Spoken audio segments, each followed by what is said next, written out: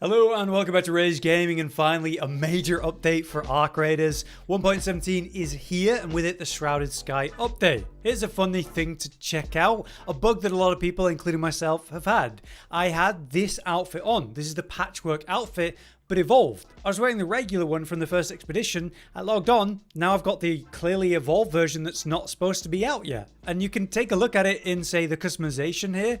I'm not actually able to change anything here. It's the regular goggles and headgear. Yet I've got this evolved look, which to be fair, looks incredible. I really like it. But I can't change the colors or mess with the other additions that are part of it, like the new helmet or whatever. Now, pretty lucky bug for me, I get to run around in game with this outfit on early, I guess. And hopefully the color variations are awesome too, when we actually get these legitimately. But yes, welcome to 1.17.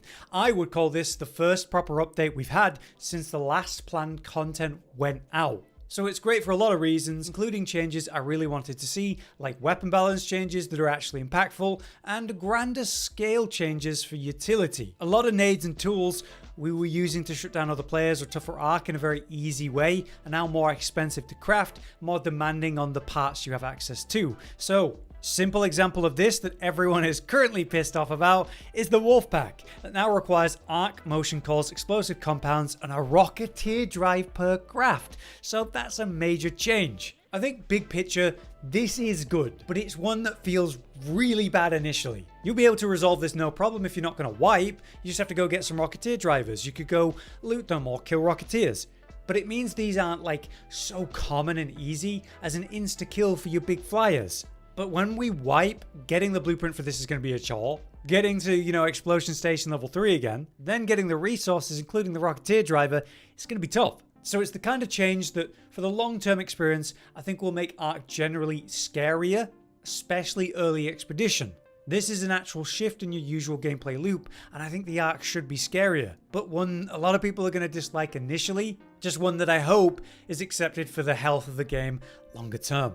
But yes, fantastic balance changes to talk about, but lots of literal new content. So let's talk about that. We have two new arc. First up, the Comet, which is basically a fantastic, horrifying surveyor that blows up. It's a ground arc, so you'll find it in the open areas of a map. And it's basically an explosive orb. Bit smaller than a surveyor, but obviously deadlier. You can hear it coming, whirs like an engine as it zooms towards you. It picks a target and just focuses on them before exploding. So you have this period before it charges you to take it down. The explosion itself is like a pulse from a leaper or bombardier, but with the sort of fire chambers in the center popping with it, it explodes at a much bigger range, so it's quite deadly.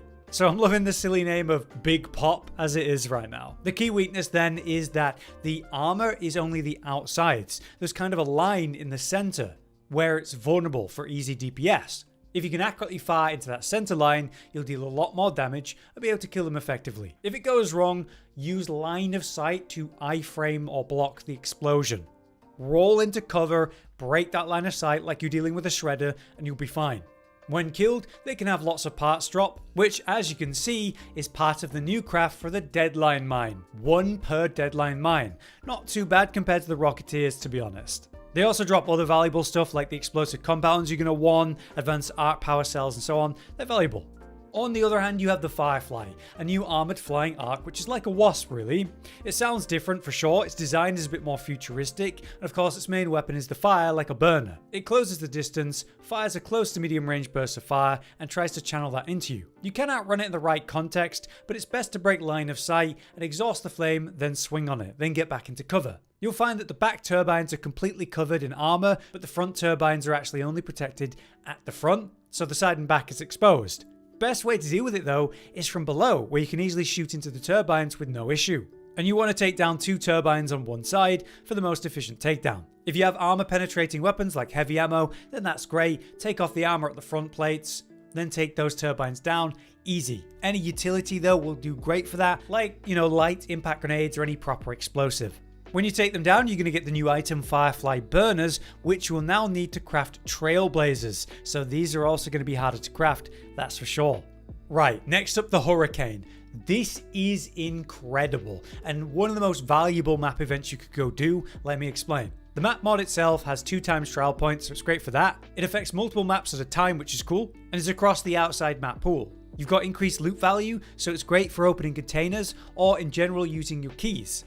The hurricane effect though is heavy wind, sound and visuals. These are greatly impacted, but it's really cool atmosphere. The headwinds will actually affect your character, so running into the wind seems to slow you down, running with the wind to your back seems to give you a really relevant boost. I think that's awesome. One complaint people have though I think is fair is that winds seem to just sort of be going one way for the whole way. It would be cool if they changed directions multiple times during the raid. Maybe they'll make that change. Obviously, while you're in the wind, your shields kind of get buffered by it. So you're taking ticking damage like you take health ticking damage in the cold snap. The easy way to avoid this is to unequip your shield whenever you're outside and then pop that on when you get inside and let it regen like you're in the harvester. This means fighting arc outside is really dangerous. I recommend putting the shield on and fighting and dealing with the drain for the protection of the shield if you know you're going to fight.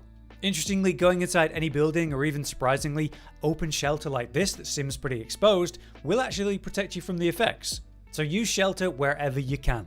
But the main thing here is the loot. Obviously you've got increased loot, which is one thing, but there's an entirely new form of raider caches called first wave raider caches.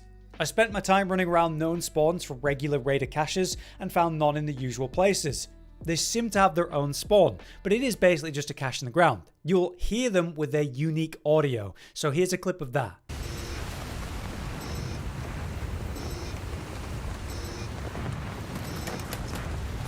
Yeah, entirely new sound, and if you do hear it, don't ignore it. It's like a pulsing robot beep. Inside these you can find incredible loot, like blueprints.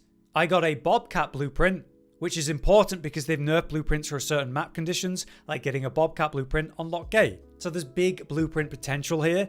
Unique blueprints normally only found in specific events. I also got a full durability osprey that was already level 2, weapon parts, and other valuables. And thanks to Reddit, I've seen that people are also finding tempest blueprints here. And with a screenshot, people found multiple in one run and a bobcat. So very valuable. One other modifier to be aware of is the higher threat of arc. I'm not sure what they specifically mean, but I did find a bombardier at an extract where they're not normally there. So I would say there's more or even new spawns during that map. So with the double trial points, it seems like a great trial map. We also have an update to damn Battlegrounds. We have a new area, and it's not something that's been expanded down here or something. It's within the center area, the controlled access zone. As you can see, it's high value loot and it's arc and mechanical. But what this actually is a puzzle, and you need to bring resources in to actually get it open or find them in the raid. So let's talk about it. To enter, it's a new door at the top of the broken staircase that now exists on that side, the west side. By entering, you're going to find this like vertical room, and inside are 4 buttons to press, 3 in the open and another in a unpowered room that needs power to open. So find the battery somewhere in that vertical area and put it in the unit to power the door. Now you can access all 4 buttons, but the problem here is they need to be pressed around the same time. I needed 4 people total there to press them at the same time. Maybe you could do it with 3 or something, but yeah. Luckily for me, there was 3 people that showed up at the same time, we pressed the button at the same time, and the puzzle door opened. The second stage is now the item requirement. In this case, we needed batteries and insanely a leaper pulse unit. But I have seen examples where you needed metal parts and a different second item, like an industrial battery. Either way, thanks to the fact that it was a leaper pulse unit for me, that meant everyone left and gave up. I went and killed the leaper because it's not that hard, then went back and got to loot the whole thing on my own. Here I found loose loot on shelves and stuff, like a venator. There were multiple weapon cases, a raider bag, great containers for RNG loot rolls. I got a renegade, I got a bobcat, and a pile of good stuff. So it's really good in there, but you need a pile of people to open it, which means it's a bit awkward. Outside of the puzzle room itself, there is another locked room that you need a key for in there. So I imagine this is just a new key in the game. If you find it, that's where it is. Okay, another topic, fun detail, there's new utility. Both the spotters and pops have relevance for their unique parts. So the pop trigger can now be used as an active item to roll forward before exploding. It makes the same sounds and kind of leap as a pop tries to use against you, so that could be really useful in PvP to like force people out. The spotter relay is now like a deployable trap. It lures arc towards it like, a lure grenade. So more value to those items. But let's get into the balance changes. First up, the sticher has been nerfed. They've reduced the headshot multiplier from 2.5 to 1.75, reduced the base damage from 7 to 6.5, introduced per shot dispersion by about 50%, so it blooms faster. This is a major nerf for the weapon, and brings it from its ridiculously high status for a really cheap weapon down to a more reasonable level. In contrast, this makes the bobcat a lot more relevant, which is really cool. For the kettle nerf, they reduced the base damage from 10 to 8.5, that's pretty major. And then you have the venator. They reduced headshot multiplier for that weapon from 2.5 to 2 and reduced the base damage from 9 to 8. I still think it's going to be an incredible weapon, having said that, but it is a relevant nerf to a still really overused gun. Then you have buffs. The Jupiter and Aphelion were both buffed. The Jupiter's ADS magnification is now better from 1.9 to 2.2 to make it easier to aim, and then you can pull it out and put it away quicker too. That's fine, but not like a massive change really. The Aphelion is more relevant. They wanted to make it a more relevant PvP weapon, so they reduced the base reload time from 4.5 seconds to 3.5 seconds. They reduced the time between the shots from 0.9 to 0.7. They reduced the vertical recoil by 50% and improved the ADS settle speed by 35. So it's going to feel lighter, faster, snappier, like the air goes up, and you're able to burst a lot quicker. Will it be like a top tier PvP weapon? Probably not, but it will be a lot more relevant and fun to use.